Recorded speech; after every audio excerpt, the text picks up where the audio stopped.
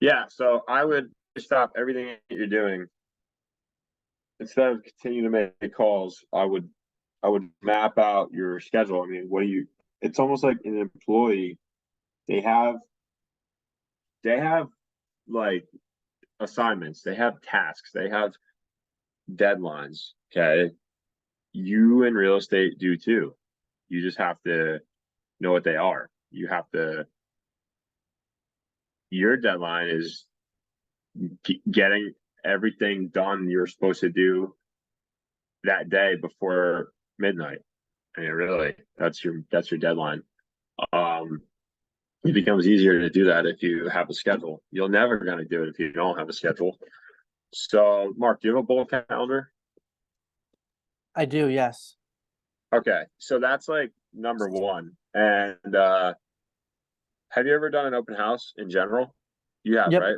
Yep. I've How done many? I've done uh four altogether, two with my Okay. previous broker and then two with you guys. All right. I'm gonna send you a screenshot of this. Like, I think what a successful schedule looks like. For your level, that's what I sent to Lucas yesterday. I'll send Uh-huh. it to you as well on the bolt planner. Um, I would suggest you try it out. Mm-hmm. It's like real simple. What did I say to him? It's right here. This is what I did, and it worked for me. Okay, so like I'll send you it, but like a perfect schedule is like role plays 7:30 to 8. Of course, you can also role play from 8:30 to 9, right? Either or. Third role play 7:30 or role play 8:30, either fine. Power up at 8 o'clock. Get on the phones by 8:30 or by 9 a.m., depending on when your role play's over. Then start for circle prospecting for 1 hour. Then work all the open house leads you've ever worked. So call them for an hour, your open house leads for 1 hour. Um, I also I have in here lead follow up for an hour in the morning. I also have in here call your sphere. You should be working your sphere. I also have in here database management, taking all the leads that you have, putting them into your CRM is in database management time and sending them your information. I have here lunch and sphere. I mean, I put lunch and sphere between 12 and 1, or 12 and 1:15, because your sphere probably will have a higher chance to pick up the phone during lunchtime. I know most of my friends work a 9 to 5. So I'm either going to catch them at lunchtime or after 5, because they ain't picking up the phone if I call them at 8:30 before 9. I mean, they probably maybe they would actually. I shouldn't say that, but it'd be weird. I don't know. I feel weird to do that. So then you should be spending at least an hour a day on your buyers. Any buyer lead you ever came across, you should be sending a property list um, for an hour a day. Are you doing social media every single day for 15 minutes? Maybe less, 5 to 15 minutes. You're doing a social media post every single day. I'm not. And then lead follow up the rest of the day. If you think that's too light, if that's too light for new lead sources, then you could pepper in there other lead sources, right? Well, we talked about circle prospecting. That's definitely a lead source. Open house leads that you have. By the way, you can also incorporate It's just calling the ponds. That's a lead source. That's a lead source right there, right? Calling the ponds, you can absolutely do that as well. Um, I just having Ron, do you have a bold do you have a bold calendar? Oh, you can't see me. Hold on. I haven't got one yet. You haven't got one yet? Okay. I heard that they Uh ordered it though. what's up? I heard they ordered it though. Is Oh, you that heard what it's that? about? All right, cool. Yeah. That's gonna help you a lot. It's just like a systemized calendar. Um, but Mark, like for you, yeah. like here's a couple of lead sources. Circle prospecting around open houses, right? Mhm. Um, I would recommend you do it around like homes that like currently have listed or that are under contract or that's sold. You don't have to though. You could just choose a hot neighborhood in a town you want to target, or you could choose like another Keller Williams listing in our offices, any of our offices, and then say, hey, we just listed, or hey, we're under contract, or hey, we just sold. It doesn't have to be our team's listings. I think you probably should, but it doesn't have to at all. And that's one, circle prospecting. Then you got your sphere. Like I said, call between 12 and 1. That's lunchtime. My sphere, my people, like my friends and family, I feel like they work 9 to 5s. They're gonna pick up most frequently between 12 and 1. Or after 5, I think. Or after, that's what I think, because most of them working 9 to 5. Second. Then third would be open house leads. If you ever worked in open house before, that's the third lead source. You specifically block time to call any open house leads you ever gotten. The ponds, that's the fourth one. That's 4. Any of the ponds, find the gold pond or fire pond. Those are ponds right there. Any leads that maybe Eric's ever given to you, right? Any lead that he's ever given to you, like you can spend time literally just focusing on working those leads, like follow up them, call, voicemail, text, you know. Then your lead follow-up, right? You might say, oh, I don't have a lot of leads to follow up with. BS. I guarantee you do.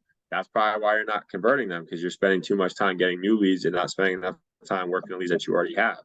That's the biggest problem that I had in the beginning.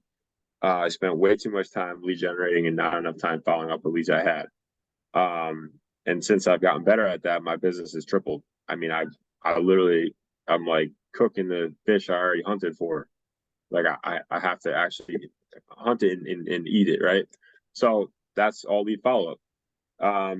So that's it. And I think those right there, you can build a massive business. You can even incorporate door knocking. Okay. I think that's something that you should designate maybe one day a week to door knocking. You don't have to, but I wouldn't door knock every day. I mean, don't get me wrong, you can if you want to. Ron, I don't want to tell you not to door knock every day. You can. You just have to have the schedule. Like there's a guy who built a business on door knocking, actually. His name's Kyle Kovatz. He spoke at our real estate investment summit, and he's a multi-millionaire. I mean, he literally built a business. He put them in a CRM like we have, Brivity, and he put them on an auto campaign. And his first year, he only did like 12 deals. And his second, he did like 60. And then his third year, he did like 100. You know, so like they all were like ready to list. He just kept following up with them like really well. And he didn't even need to really follow up with them too much. The CRM Brivity does a heavy lifting for us, where you put them on touch campaigns and it sends them market reports if they're a seller. If they're a buyer, it's a listing alert. It sends them properties that might be looking to buy, like that are actively on the market on the MLS, or both. If they're a seller and a buyer, then you put them on a market report for sellers and a listing alert for buyers, right? Put them on both. And with all this kind of stuff, you gotta has necessary time for database management, which Ron, I'm going to tell you what that is. Database management is taking the leads that you got, like, and putting them into your CRM, and also sending them your information, like after prospecting. For example, like database management, by the way, doesn't have to be after prospecting.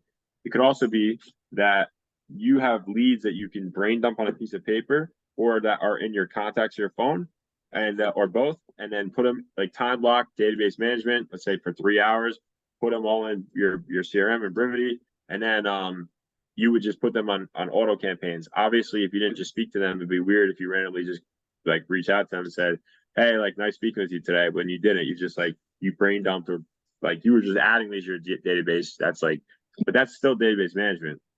You just literally like put leads in general that you could think of, or it doesn't have to be leads, by the way. It should be anybody that you know of in your CRM.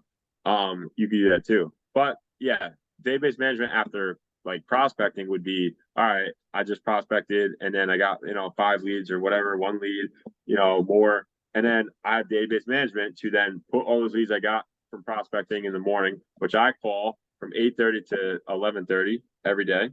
8:30 to 11:30, I'm prospecting multiple lead sources. So like for me, I call like circle prospecting, I call for sale by owners, I call expired listings, I call past clients. I call Sphere. Okay. Then I stop at 11:30. So I'm calling from 8:30, start at 8:30, go to 11:30. I stop.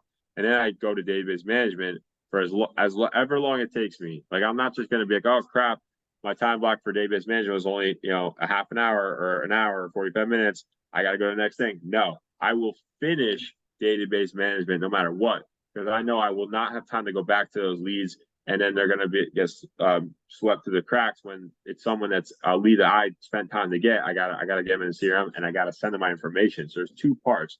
So I put them in a CRM in the database management time block.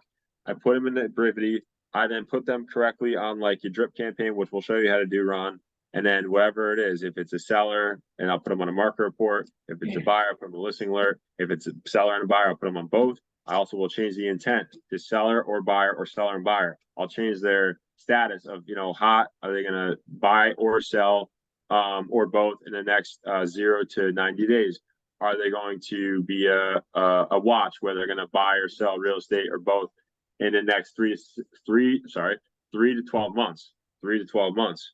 Or a nurture is 12 months and greater, right? That'd be a nurture, right? So it goes hot, 0 to 90 days or 0 to 3 months. They're going to do something.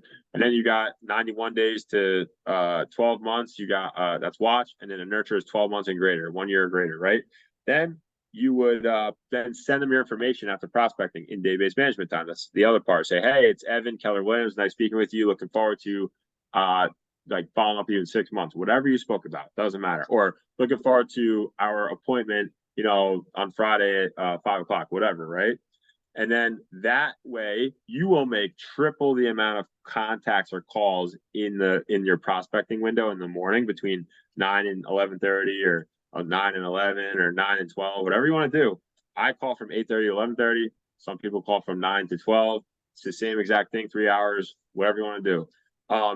If you want to do whatever it is, the most important thing you can do is call in the morning. It's called win the morning, own the day. When you have a successful morning, like literally the rest of your day is so easy. And then you fill your pipeline really quickly. So also statistically, the most people pick up the phone in the morning and also on Thursdays after 5 o'clock because they're excited that their 9 to 5 job's over. And guess what they're thinking? Tomorrow's Friday. Right. Tomorrow's Friday, right? So that is just a fact. And I know for Sphere, I strategically call Sphere between 12 and 1 or after 5. And I don't have an issue getting them on the phone. I don't care if my Sphere is not looking to buy or sell real estate or buy an investment property now. I want to know, when would they want to in the future? I also want to know, that's time frame, by the way, when. Also location, where would you go next? Would you stay local? Would you get out of the area? I also want to know, are they interested in buying an investment property? I also want to know, who else do you know that may either now or in the future might be looking to buy a home, sell a home, or purchase an investment property? Buy a home, sell a home, or purchase an investment property now or in the future. I built a massive database of 1,000 people. Actually, it's more like 900 now because I cleaned it up. Just by doing that, every single call I have. So, like, this will give you a huge aha, right? I have a client right now who, it was a wrong phone number. I was calling expired listings in the morning, just like I always do. Like, well, I don't know, between 9 and 9:30, whatever it was an expired listing, wrong number. I'm like, hey, Jurdeep. He's like, yeah. I'm like, hey, this is Evan Keller Williams. I'm calling. When do you plan on interviewing the right agent for the job of selling your home? That's the script. He's like, what are you talking about? My home's not for sale. I'm like, oh, you know what? Must have the wrong number. I'm looking for the owner of this address. He's like, yeah, that's not me. I said, you know what? Obviously I have the wrong person. So let me do this. Before I let you go, I always ask, even if I call the wrong person, I've helped many people this way in the future, now or in the future, whatever you want to say, it doesn't matter. Hey, when you do eventually, I said, wait, are you currently renting or are you a homeowner? Oh, no, I'm a homeowner. I was like, okay, cool. When you do eventually make a move, where would you go next? And he told me, and he's like, yeah, another like year or two, I do want to upsize my house, right? It was a wrong phone number. So I just got this guy pre-approved. I'm going to list his house next week and he's going to buy up to $1 million. Okay. That was a wrong phone call, wrong number. Right. So, and then know what I said when I was on the phone with him before I got off? I said, awesome, man. Thank you so much. I grabbed his address. I grabbed his email. I got you know, why that time frame? Like, why do you want to wait 1 or 2 years? He told me why, because it's our jobs as realtors or salespersons to find out like why that time frame. If we can speed up the time frame, that's better for us, but only if it makes sense to them. We're not scumbag car salesmen, but sometimes it does make more sense for them to do something sooner than what they thought. And we need to ask why that time frame, get clarity. Also, why that location? I want to know why. What's most important to you, or what's important to you about moving that time frame? Like, why? Go 3 layers deep. Like, okay, I mean, you're retiring soon, but why do you want to move to Florida? Do you got friends and family down there? Do you have a house there already? Do you like golf? Like, why? Like, why do you want to move there? Just because you're retiring, that's not a valid reason. I want to really know, why do you want to move there? You're retiring, cool, but like, well, we don't want the winters anymore. We want warm months all the time. Good. And I got a friend there. Oh, wow, that makes more sense, right? So, the other point is that I also said to him on the phone, I said the wrong number guy who I'm now working with. I'm like, hey, before I let you go, I always ask, who else do you know that might be looking to buy, sell, or invest in real estate that I can help? Who else do you know might be looking to buy, sell, invest in real estate? He's like, no one I could think of. And then I went even deeper. I was like, okay, cool. No, thanks for thinking about it. I mean, no one you could think of, like, I mean, friends, family, coworkers, whisperings of neighbors, like someone walking a dog, or you had a barbecue you're thinking of selling, in-laws, nobody you could think of. And then it's whatever he said. He said no. But my point is if look, he's a buyer and a seller lead, and if he knew someone, that's a minimum of 3 transactions, minimum. And it was a wrong call. It was a wrong phone number. I mean, that's the kind of stuff you need to think. That's the way you think. But the whole point, getting back to the point of the conversation, is that was all because I have a calendar. I have the bulk planner, like, Ron, it's order in the mail for you. Like, you have to fill it out, and you might not like really know how to fill it out. That's why I'm going to send an example in the group chat of what mine looks like.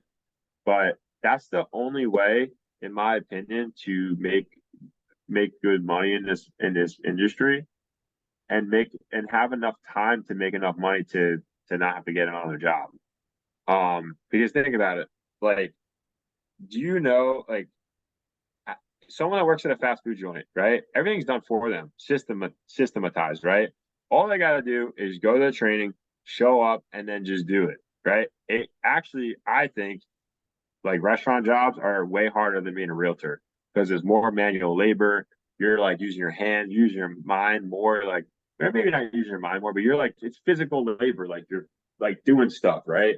Whereas a realtor, you're like using your fingers and your brain, like you're typing fingers, you're writing notes down, you're using your brain in your mouth, right? You're using your voice. And that's way easier than having to go like walk or dig ditches. Like, you're just using your brain. It's way easier. So, my point is that they have a system, they follow it. You have a schedule. It's not even hard. Like, I'm at that point where I'd have a proven schedule. I follow it. I go get a drink of water if I'm bored. Or go get, like, whatever, go take a lap, come back, collect yourself, and then just go. And it becomes simple. And you also need to get skilled up, right? You have to know what to say. You have to say it enough times to people. You should find role play partners. So the way to do that is, I'll text you guys the